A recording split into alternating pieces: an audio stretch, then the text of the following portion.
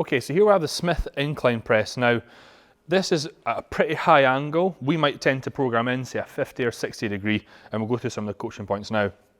If we were to think about the setup, the bar itself, if we were to draw a straight line from the bar through Ali's body, we would say that it's going to come down and be more towards his neck bone opposed to like midline of the chest or nipple line, which some of you might know.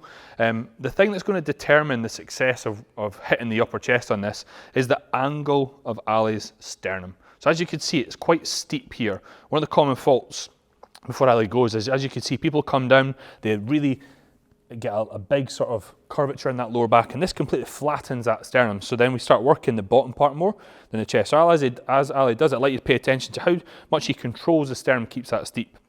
So he's going to unrack the bar, keeping it nice and controlled on the way down. He's going to bring it down to where he feels comfortable with his active range, initiate up here, and squeeze back up. If you're wondering, well, Vaughn, what active range do you mean?